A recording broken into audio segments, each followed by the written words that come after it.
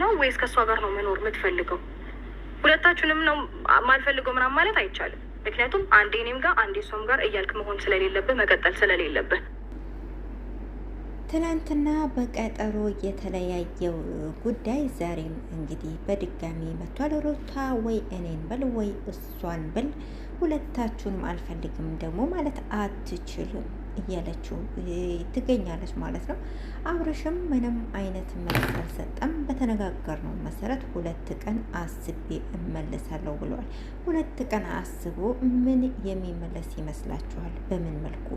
አሰላሙ አለይኩም ወራህመቱላሂ ወበረካቱ። ውድ ቤተሰብ እንዴት ናችሁ? ሰላም ናችሁ? አልሐምዱሊላህ እኔ ጋር ሁሉ ሰላም ነው። በያላችሁ በሰላማችሁ ብዙ ተተረፈ ይበልልኝ። እንግዲህ ቤተሰብ ትላንትና አብርሽ ለ2 ቀን ቀጠሮ ሰጥተውት እንትናጋ ማለት ነው። ከትላንት ወዲያ ለ2 ቀን ቀጠሮ ሰጥተውት ነበረ። ዛሬ ደግሞ ያ የ2 ቀን ቀጠሮ ሳይደርስ እንግዲህ ታውቃላችሁ፣ ሀበሻ ቀጠሮ እንደማያከብር በዚህ እንታወቃለን። በነገራችን ላይ 2 ቀን ሳይደርስ አስቀድማ ሩታ ወይ እኔን ምረጥ ወይ እሷን ምረጥ፣ ከሁለታችሁም አልሆንም ማለት ግን አችልም። እኔም እየተጎዳው ነው፣ እሷም እየተጎዳች ነው። እና ይሄንን ማድረግ ትክክል አይደለም። የኛ እንባ ጎርፍ ሆኖ እንዳይወስደው እፈራለሁ ብላለች ማለት ነው። በነገራችን ላይ እንባ ጎርፍ ሆኖ ይወስደዋል የሚባለው በጣም ብዙ አይነት ወንዶች አሉ፣ ብዙ አይነት ማለት ነው። በእናንተ አላቅም፣ እንዲህ ማለት ላያምርባችሁ ይችላል ማለት ነው። ይህን ያህል ላያምርባችሁ ይችላል። ብዙ አይነት ሴቶችን የሚበድሉ ብዙ አይነት ወንዶች አሉ። ሄርሜላ እንደሆነ ከህይወቴ አንተ ወጣ ያለችው ሴትዮ ነበረች።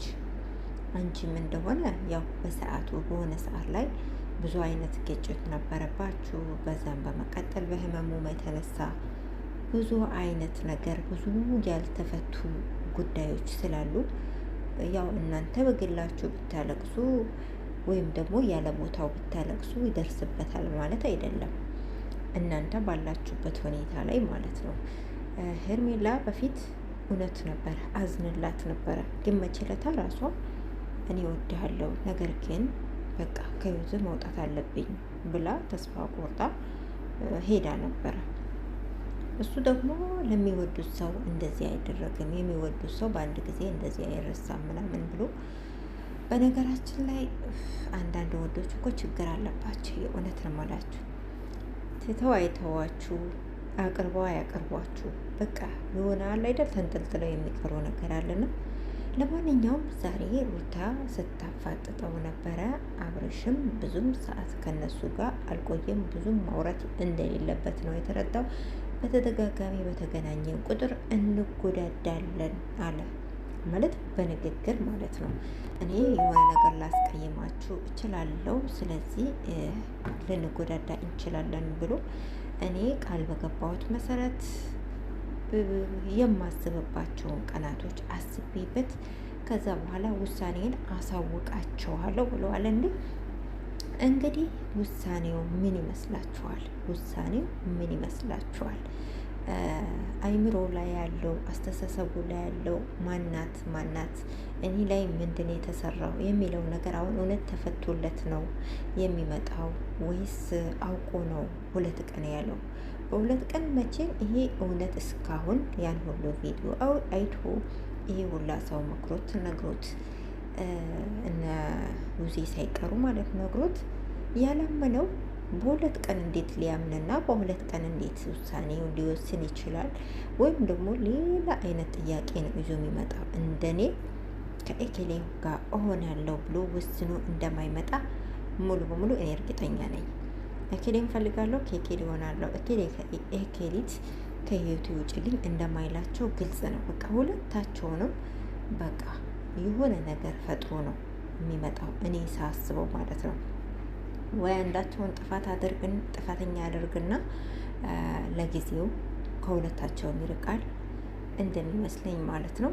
እንግዲህ እንደተለመደው 3ኛ አካል ይዞ ይመጣል፣ ወይ ደግሞ አሁን እንዳለው ከሁለታቸውም እንደራቃ ሰፈር ቀይሮ ሌላ ቦታ ይሄዳል።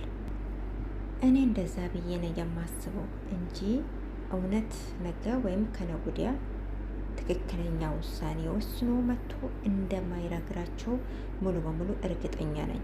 ይሄ ከሆነ ያው እንግዲህ ነገሩ በቃ ተጠናቀቀ ማለት ሆነ ተከናወነ የሚባል ቲክቶክ ሰፈር ወሬ አለና እንግዲህ እንደዛ ነው ነገሩ አለቀ ማለት ነው።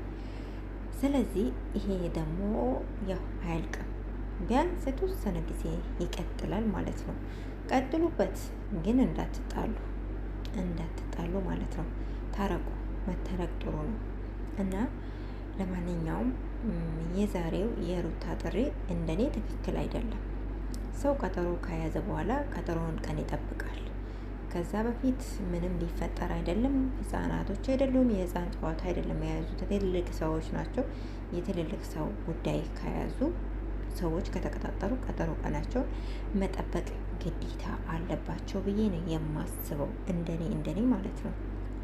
አጅሪት ሩታ ግን አይ ይሄማ አይሆንም፣ በቃ እኔ ባልኩት ሰዓት ሁሉ ነገር ይሆናል ብላ ስለምታስብ ብድግ ብላ ደውል አድርጋ አይ አሁን መምረጥ አለብህ እንዴ! ሲጀመር እኮ ማለት ነው እንደ እውነት የግድ መምረጥ የለበት መብቱ ነው። የግድ መምረጥ መብቱ የለበትም። አለመምረጥ ራሱ መብቱ ነው። አንዳንዴ ብዙዎች ሁላቸውም በሚባል ደረጃ የግድ አንዳቸውን መምረጥ አለብህ ይሉታል። ሁለታቸው መምረጥ ባይፈልግስ ለምሳሌ ማለት እንበልና የእሱም መብት ሊከበርለት ይገባል፣ የእነሱም መብት እንደተከበረ ሁሉ ማለት ነው። ለማንኛውም እንግዲህ ነገ አጅሬው አቶ አብርሽ ምን አስቡ ወስኖ እንደሚመጣ አብረን የምናይ ይሆናል ማለት ነው። እስከዛ እንግዲህ ሁላችሁም በያላችሁበት ሰላማችሁ ብዝት በል፣ ሰላም ሁኑልኝ። እስካሁን ደግሞ አብራችሁኝ ስለነበራችሁ ከልብ አመሰግናለሁ። እናንተ ደግሞ የተሰማችሁን እንግዲህ ተናገሩ። እኔ የተሰማኝን ተናግሬ ያለው ማለት ነው። ሰላም ሁኑልኝ።